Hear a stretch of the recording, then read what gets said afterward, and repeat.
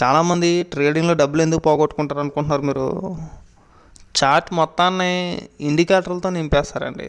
ఒక 9 EMA పెడతారు, ఒక 20 EMA పెడతారు, ఒక RSI పెడతారు, ఒక ఫిషర్ పెడతారు, దానికి తోడు ఫిబొనాచిని తీసుకొస్తారు. మనకి ఇవన్నీ కన్ఫర్మేషన్ ఇస్తేనే కానీ ఎంట్రీ లేదు మనకి. అసలు మనకి ప్రైస్ ఏం చెప్తుంది అనేది మనకు అనవసరం. అసలు దాన్ని పట్టించుకోరుగా. ఎవడో ఏదో మనకి ఒక 2 ఇండికేటర్లో 3 ఇండికేటర్లో కలిపి ఒక సెటప్ చెప్పేసి ఒక 3,000కో 4,000కో మనకు అమ్మేస్తే మనం కొనేసి దాన్ని గుడ్డిగా ఫాలో అయిపోతాం. అసలు ప్రైస్ ఏం చెప్తుంది, చార్ట్ ఏం చెప్తుంది, మనం ఏ విధంగా తెలుసుకోవాలి, ఏ విధంగా నేర్చుకోవాలనేది ఇవన్నీ పక్కన పెట్టేస్తారు.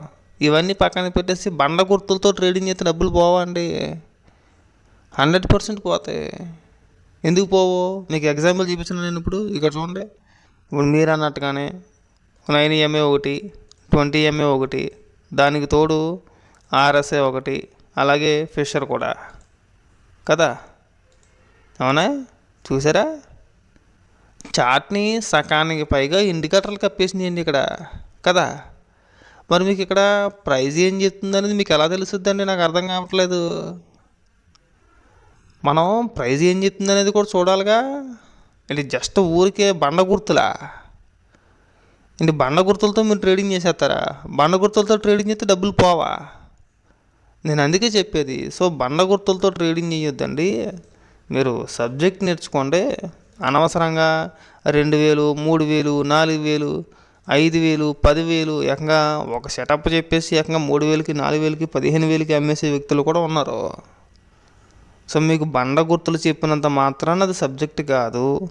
నేర్చుకుంటే ఇది మనకి ఎప్పటికైనా ఉపయోగమేనండి.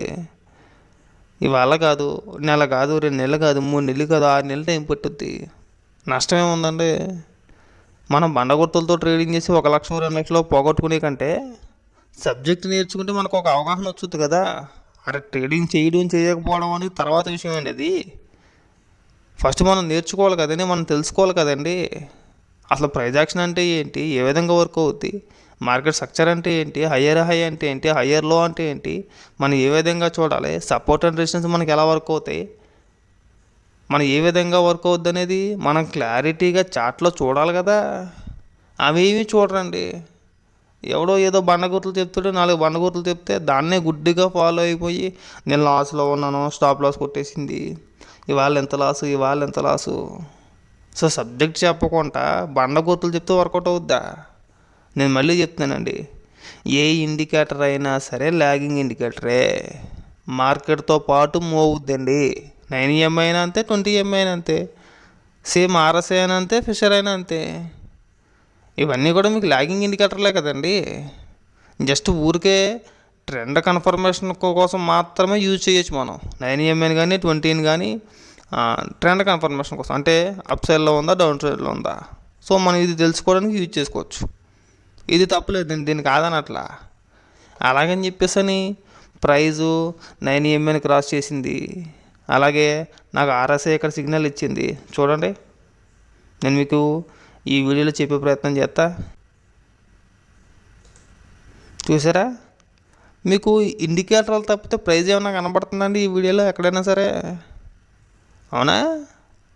చాలామంది RSI గురించి, ఫిషర్ గురించి చెప్తే ఏమని మాట్లాడతారో, RSI 60 అబవ్ ఉంది, ఓవర్ బాట్ జోను, లేదంటే బిలో 30 ఉంది, ఓవర్ సోల్డ్.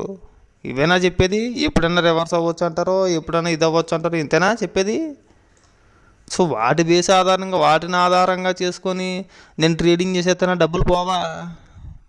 ఫస్ట్ మీరు సపోర్ట్ అండ్ రెసిస్టెన్స్ అంటే ఏంటో తెలుసుకోండి, తర్వాత మార్కెట్ స్ట్రక్చర్ గురించి తెలుసుకోండి, తర్వాత ట్రెండ్ లైన్స్ మనకి అద్భుతంగా పనిచేస్తాయి, వాటి గురించి తెలుసుకోండి. మీరు ఇక్కడే నేర్చుకోవాలి, నేనేదో అపరమేధావని, నాకు విపరీతమైన సబ్జెక్ట్ వచ్చు అని చెప్పి నేను చెప్పను. అర్థమైందా? మీరు ఈ ఇండికేటర్ల గురించి కాకుండా, ఈ ఇండికేటర్లు కాకుండా ప్రైజ్ యాక్షన్ గురించి ఎవరు చెప్తానన్నా సరే మీరు వాళ్ళ దగ్గర బ్రహ్మాండంగా నేర్చుకోవచ్చు సబ్జెక్ట్. ఫస్ట్ తెలుసుకోండి మార్కెట్ ఎలా మూవ్ అవుద్ది, మార్కెట్ సైకాలజీ ఏంటి, క్యాండల్స్టిక్ ప్యాటర్న్ అంటే ఏంటి, మనకి ఏ విధంగా చూడాలనేది మనం ఫస్ట్ నేర్చుకుంటే మనకు ఒక అవగాహన వచ్చుద్దండి.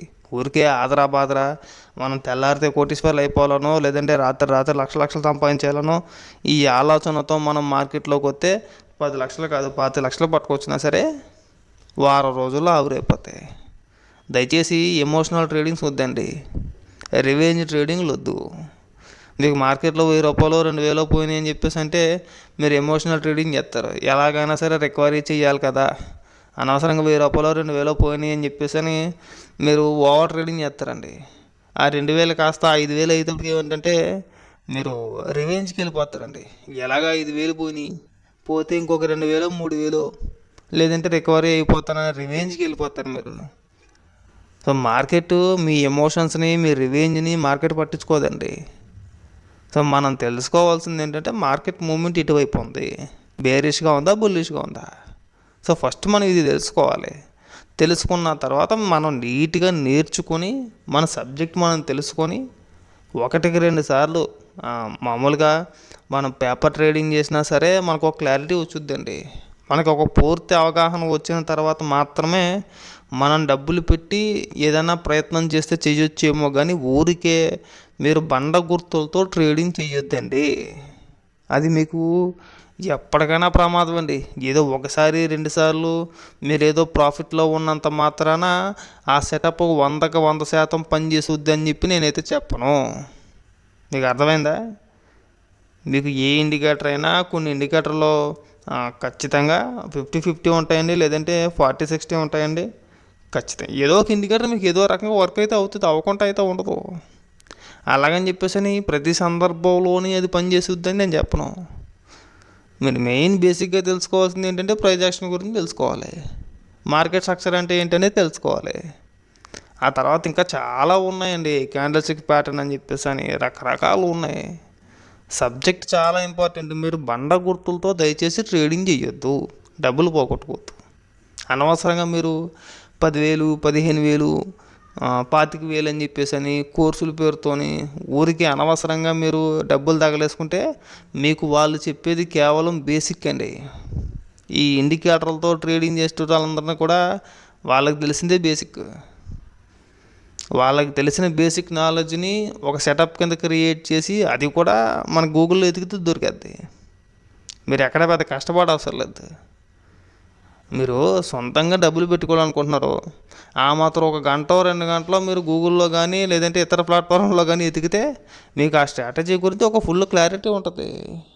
దానికి నేను చెప్పడమో ఇంకొకటి చెప్పడమో ఎందుకు? మీరు ఇదైనా సరే మీరు నేర్చుకోవాలనుకుంటే ప్రైస్ యాక్షన్ గురించి మీరు ఈజీగా నేర్చుకోవచ్చు, ఎవరికి రూపాయి కట్ట అవసరం లేదు. ఒకవేళ లేదు నాకు అంత టైం లేదు, నాకు ఒక సబ్జెక్ట్ వైపు నేర్చుకోవాలనుకుంటున్నా అంటే బ్రహ్మాండం సెబీ రిజిస్టర్డ్ కంపెనీలు ఉంటాయి. వాళ్ళు క్లాసుల రూపంలో చాలా చక్కగా చెప్తారు, అఫీషియల్గా అన్అఫీషియల్ కాదంటే అఫీషియల్గా వాళ్ళు చెప్తారు. మీరు వాళ్ళ దగ్గర నేర్చుకోవచ్చు, బ్రహ్మాండంగా నేర్చుకోవచ్చు. సో అనవసరంగా డబ్బులు పోగొట్టుకోవద్దండి. నేను చెప్పేది అదొకటే.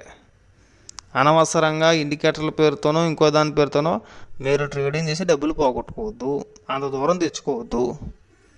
మీరు డబ్బులు పోయిన తర్వాత పైగా మార్కెట్ అంటే ఒక భూతం, డబ్బులు పోతాయి, ఎవడేం చెప్పినా నమ్మకండి, ఇలాంటి డైలాగులు కొట్టద్దు. ఇప్పుడు మనకు రాకుండా అన్ని తప్పులు మనమే చేసేసి మార్కెట్ని ఏదో బూచీ కిందకి చిత్రీకరించేసి అదొక గ్యాంబ్లింగ్. నీకు రాకపోయినంత మాత్రం అది గ్యాంబ్లింగ్ అయిపోద్దా?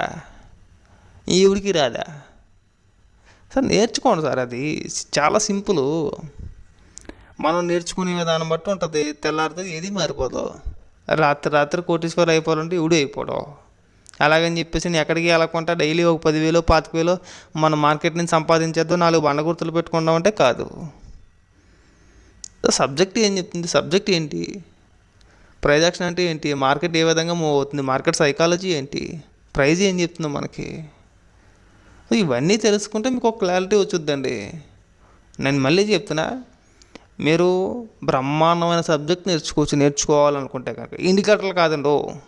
ఇండికేటర్లతో మీరు ఎవరో ట్రేడింగ్ చేసి నష్టపోవద్దు. ఏదో 10లో 5 సార్లు 4 సార్లు 3 సార్లు మీకు ప్రాఫిట్ వచ్చినంత మాత్రాన అది రియల్ కాదు, అది వర్కౌట్ అవుద్దని చెప్పేసి నేను చెప్పను. ఒకవేళ మీ కర్మకాలి మీరు స్టార్టింగ్లో ఉండి మీకు తీసుకున్న 1-2 ట్రేడ్లోనూ ప్రాఫిట్ కనిపించింది అనుకోండి, ఆ ఇండికేటర్ల ద్వారాగా మీరు ఏమనుకుంటారు? అదే నిజం అనుకుంటారు, అదే కన్ఫామ్ అనుకుంటారు. తర్వాత మీరు లాస్ అయ్యారనుకో ఏమనుకుంటారు? మళ్ళీ మీలో మీరే మనమే ఎక్కడో మిస్టేక్ చేసాం అనుకుంటారు. మీరు ఎక్కడ మిస్టేక్ చేయట్లా. సో మీకు ఇండికేటర్లో రాంగ్ సిగ్నల్స్ ఇస్తున్నాయి. ఇండికేటర్లు అన్నీ కూడా లాగింగ్ ఇండికేటర్లు అండి.